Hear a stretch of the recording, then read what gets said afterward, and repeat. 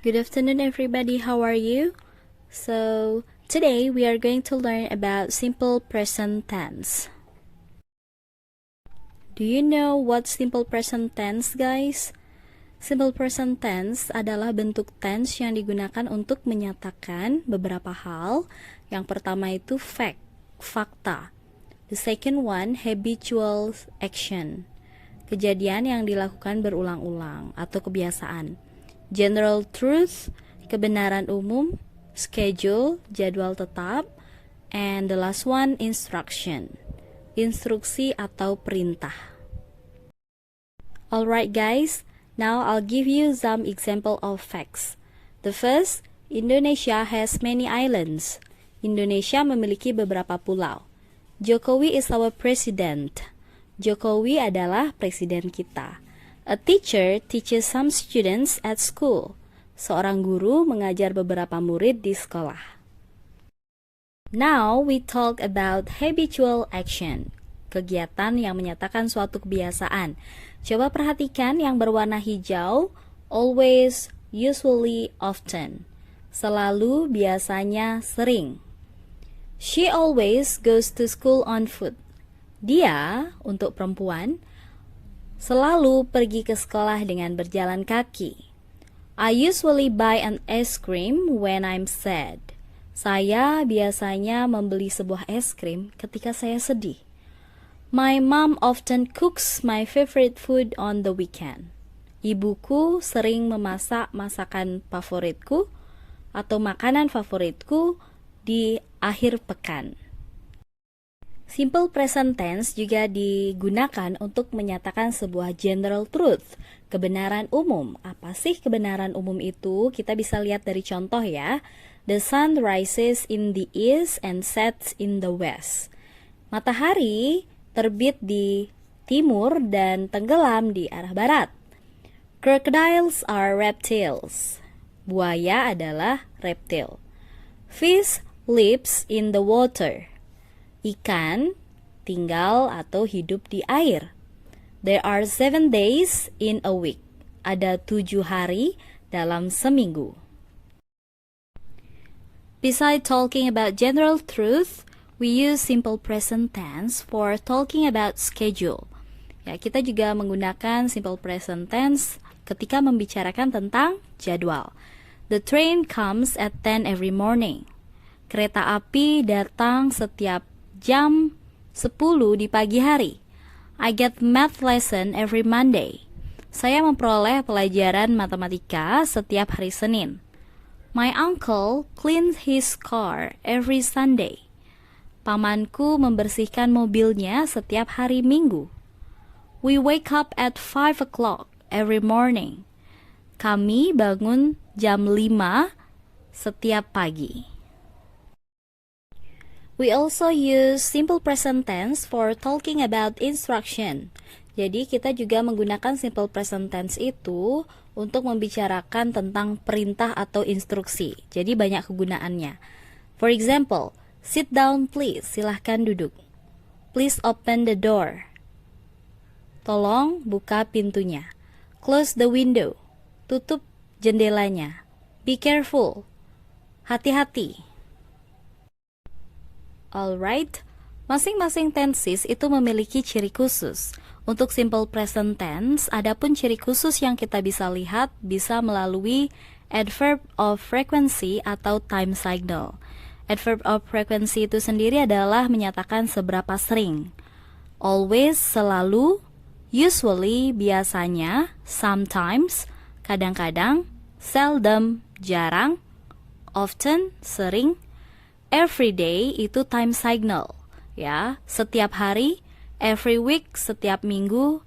Every month, setiap bulan. Every year, setiap tahun. Every Sunday, setiap hari Minggu.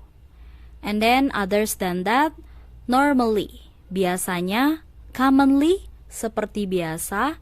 Generally, biasanya. Once a week, sekali dalam seminggu. Twice a week, 2 kali seminggu. 3 times a day, 3 kali sehari. Every Sunday, setiap hari Minggu.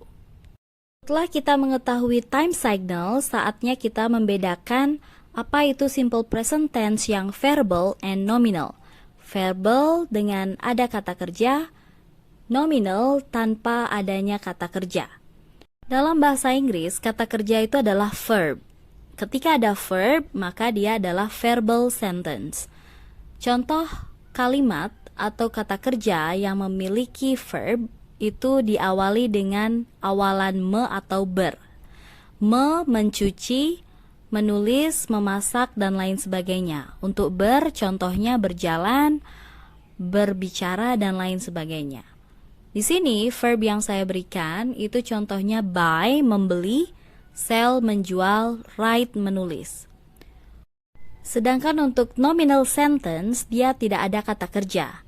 Sehingga setelah subjek akan diikuti to be, is atau am atau are, ya, based on the subject. Tergantung subjeknya nanti. Setelah itu baru akan diikuti dengan adjective atau noun atau adverb. Adjective itu sendiri adalah kata sifat. Noun kata benda yang bisa dijadikan objek atau subjek. Adverb itu adalah kata keterangan. Di sini saya berikan contoh adjektif antara lain clever, pintar, happy, bahagia, handsome, ganteng. Noun itu sendiri bisa dijadikan subjek atau objek kalimat. A boy, seorang laki-laki, student, murid, policeman, polisi. Adverb sebenarnya ada banyak, namun di sini saya khususkan untuk kata keterangan tempat, adverb of place. Contohnya in the kitchen, di dapur, at school, di sekolah, on the table, di atas meja. Berikutnya kita akan berbicara tentang pola kalimat untuk subjek I, saya, you, kamu, they, mereka, we. I, you, they, we. Untuk positif, jika subjeknya I, you, they, we, itu akan diikuti dengan verb one, kata kerja pertama plus objek. And for the negative one, subject plus do not, yang berwarna merah ya, plus verb one and then object.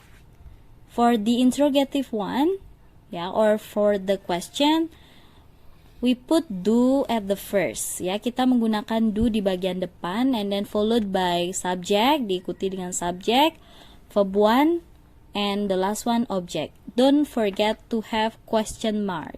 Ya, jangan lupa nanti tanda tanyanya. Untuk penekanan lebih lanjut, verbal itu use verb, menggunakan kata kerja. Subjek I, you, they, we itu untuk positifnya menggunakan verb one.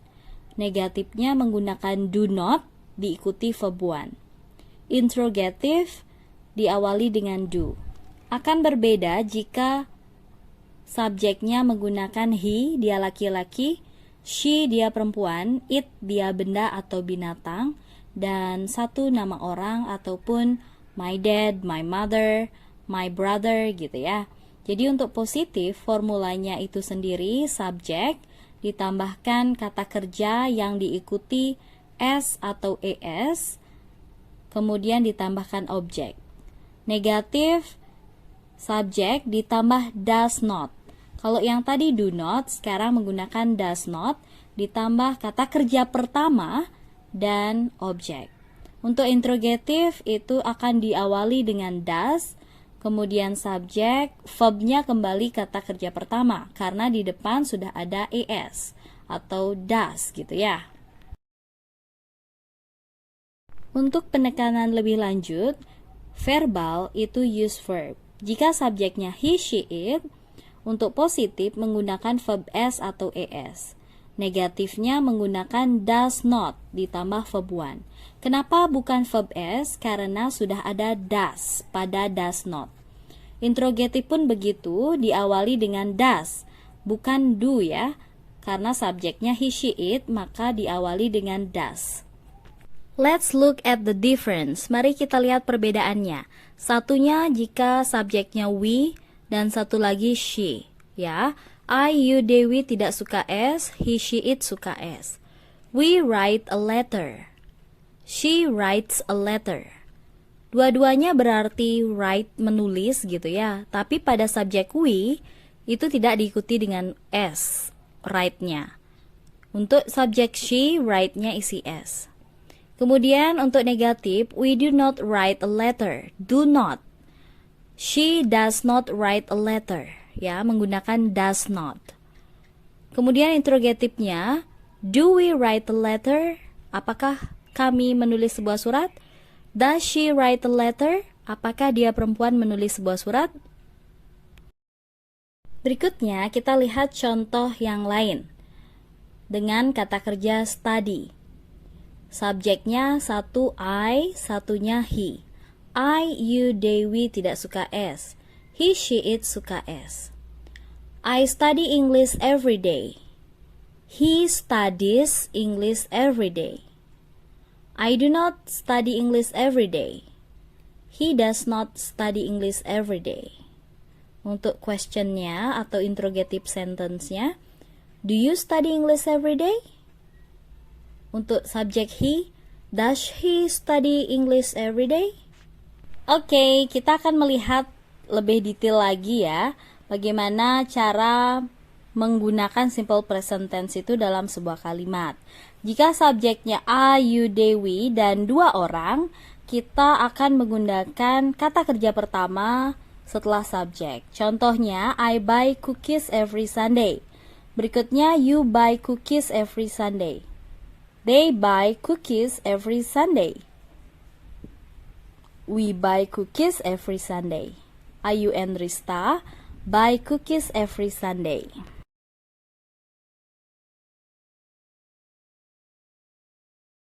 Untuk negatifnya bisa dilihat polanya di atasnya ya. Subjek ditambah do not, ditambah verb one, ditambah object. Oke, jadinya I do not buy cookies every Sunday. You do not buy cookies every Sunday. They do not buy cookies every Sunday. We don't buy cookies every Sunday. Do not bisa disingkat menjadi don't. Ayu and Rista don't buy cookies every Sunday. Berikut kalimat interrogatifnya, ya, diawali dengan do. Do you buy cookies every Sunday? Do they buy cookies every Sunday? Do we buy cookies every Sunday? Do Ayu and Rista buy cookies every Sunday? Now, we will move to the verb S or ES. Jadi kita akan menggunakan verb atau kata kerja S atau ES ya. Jika subjeknya he, she, it, my dad, Rista, dan satu orang. He buys cookies every Sunday. She buys cookies every Sunday, dan seterusnya. Berikutnya, kita akan menggunakan does not untuk negatif jika subjeknya he, she, it. He does not or doesn't buy cookies every Sunday. Jadi does not bisa disingkat menjadi doesn't. She doesn't buy cookies every Sunday. My dad doesn't buy cookies every Sunday. Berikutnya adalah kalimat tanya, ya. Coba perhatikan, di sini diawali dengan does, ya. Jika subjeknya he, she, it, my dad, dan Rista, satu orang, maka di depannya diawali dengan does. Does she buy cookies every Sunday? Does my dad buy cookies every Sunday? Jadi buys-nya, kata kerjanya pun tidak isi S lagi karena di depan sudah ada does yang mengandung S. Berikutnya ada beberapa contoh kalimat positif ya. Subjek dengan kata kerjanya I drink, you run, they take, we save, my father and I go. Saya minum, kamu berlari, mereka mengambil, kami menyimpan, ayah saya dan saya pergi, ya. Kemudian ada negatifnya, I don't drink. I pakai don't. You don't run. They don't take. We don't save. My father and I don't go. My father and I itu bisa diganti menjadi we, kami, ya. Berikutnya dalam bentuk question or interrogative. Do I drink a cup of coffee? Do you run at City Park? Ya. Do di sana, Ayu Dewi pakai do jika dalam membuat pertanyaan yes no question. Ya. Kemudian drink, run, take, save, go itu saya beri warna orange menandakan bahwa dia merupakan kata kerja. Berikutnya ini ada simple present tense formula untuk he, she, it, my dad, my brother, and many more. Untuk positifnya kita sudah bahas tadi, tapi kita akan perjelas lagi. Subject, verb es atau s ditambah objek. Negatifnya subject does not, verb one, object. Kemudian interrogatifnya does, subject, verb one, object. Well, next, mungkin beberapa dari kalian itu bertanya, kenapa sih ada verb s dan es, kapan sih dipakai gitu ya. Jadi ini akan Miss Dayu jelaskan lebih lanjut. Verb s atau es hanya digunakan jika subjeknya he, she, it atau my dad, my brother, my uncle, my mom, satu orang ya, nama orang, Rista dan lain sebagainya. Jadi ini akan pertama ya, langsung ditambahkan s jika kata kerjanya seperti contoh read, jadi reads, work, works, cook, cooks ya. She reads a book, he works at school, Lyodra cooks fried rice, gitu seandainya. Untuk yang kedua aturannya, jika kata kerja itu berakhiran dengan ch, sh, ss, x, dan o, baru ditambah es. Selain ch, sh, ss, x, dan o hanya ditambahkan s, begitu. Bisa dilihat dari kata kerja teach yang artinya mengajar, itu kan diakhiri dengan ch ya. Maka jika subjeknya my mom, maka dia jadinya my mom teaches English gitu seandainya ya. Tapi kalau subjeknya I, saya mengajar bahasa Inggris, cukup dengan I teach English. You got it? Can you see the difference? Bisa lihat perbedaannya. Kemudian wash, itu kata kerja yang artinya mencuci diakhiri dengan sh, maka akan ditambah es, jadinya washes. Ya, jika dibuat kalimat dengan subjek yang he, she, it, maka dia akan ditambahkan es. Tapi kalau Ayu Dewi subjeknya was akan tetap wash tanpa ditambah es. Adapun aturan ketiga yang tidak kalah pentingnya yaitu verb yang berakhiran y dan di depan y itu didahului dengan huruf mati atau konsonan. Kalian tahu huruf mati kan? Selain a, i, u, e, o, yaitu b, c, d, f, g, h dan lain sebagainya, z ya. Oke, maka y itu akan berubah menjadi i ditambahkan es. Contohnya itu study ya. S-T-U-D-Y. Di depan Y ada D, huruf mati. Maka Y-nya akan berubah menjadi I, kemudian ditambahkan ES. Studies gitu ya. Yang lainnya itu contohnya cry, menangis ya, cry. C-R-Y. Di depan Y ada huruf R yang merupakan huruf mati sehingga Y itu diubah menjadi I ditambah ES. My sister cries. Tapi kalau yang menangis adalah mereka, they cry, begitu. Berikutnya aturan yang keempat. Jika subjeknya he, she, it dan diakhiri dengan kata kerja y, ya, kemudian di depan huruf y itu ada huruf hidup atau huruf vokal a, i, u, e, o, maka y hanya akan ditambahkan s, bukan diganti dengan i ditambah es ya. Oke, contohnya play, P-L-A-Y, depan Y itu ada huruf A, sehingga play itu nanti jika subjeknya he, jadinya he plays. Tapi kalau kami bermain, we play. You got it? Oke, berikutnya aturan terakhir, the last rule ya. Kata kerja bantu yang seperti can, bisa, would, should, will, must ya, itu tidak ditambahkan s atau es walaupun subjeknya he, she, it. Contoh ya, she can open it, dia bisa membukanya. Bukan si can opens it. You got it? Jadi setelah can, will, would, apapun subjeknya, dia akan diikuti dengan kata kerja pertama karena mereka termasuk modal verb. Oke, segitu dulu ya belajarnya sama Miss Dapu. Sampai ketemu di pelajaran selanjutnya. I hope you can understand it well and you enjoy my material. Okay, nice to meet you. Have a good day. Bye-bye.